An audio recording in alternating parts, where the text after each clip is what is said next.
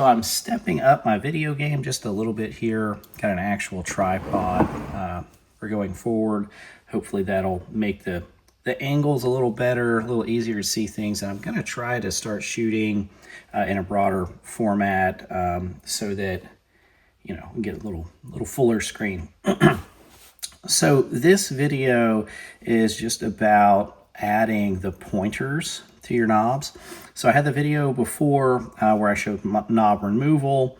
I also have replaced the pots in this particular guitar, but this process is going to be the same.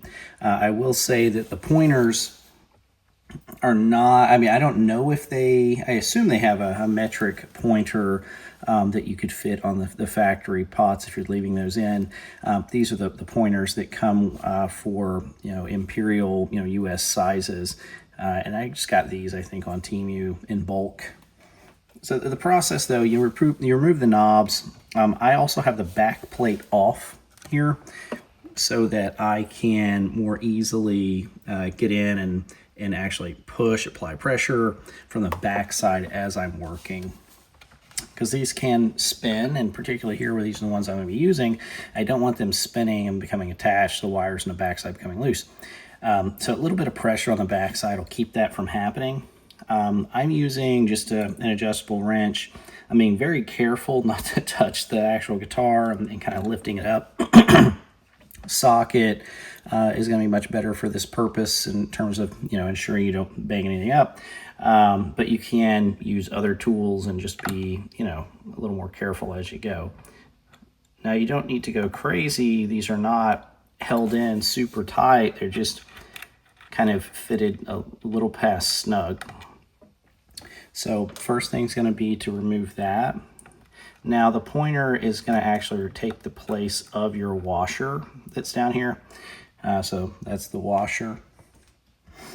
And the orientation of these on a Les Paul, you know, effectively, this is the one that I kind of go by initially. I always kind of do this one first. It basically points to the bridge post. And then you kind of put the others at a similar angle. So this one, for example, I'll probably point it about there. Okay, and it doesn't matter, you know, where your pot is inside here. It doesn't matter because this is a fully circular, you know, doesn't go 360, but you're going to put the knob after the fact so that whatever is 10, so for when I put the knob, I'll max these out, and I'll just put the knob in where that's 10, where the arrow is pointed. So the numbers are going to work themselves out. You don't have to worry about anything right now in terms of where the pot is and where the pointer is. Put the pointers where they go, and then when you put the knobs back on, that's where we worry about that. So, you know, the process, again, is pretty easy. I'm going to just by hand tighten this down, and then I'll just use the tool to get it nice and snug. And again, I will be applying pressure from the back to keep it from turning. It's almost kind of like the wrench on the back of a nut and bolt setup, but you're not going crazy with the tightening here. So finger pressure is going to be plenty. And these will wiggle, like you can move them after tightened. So, you know, you don't have to be too crazy about if you get it to go a little bit past where you want it, you can kind of come back. Okay, so that's in there. That's all there is to it. I'm going to do a separate video on fitting knobs, because usually when you get the knobs, or a lot of times you get the knobs, they're not a perfect fit. They are a beast getting in there sometimes. So I will show you that process as well.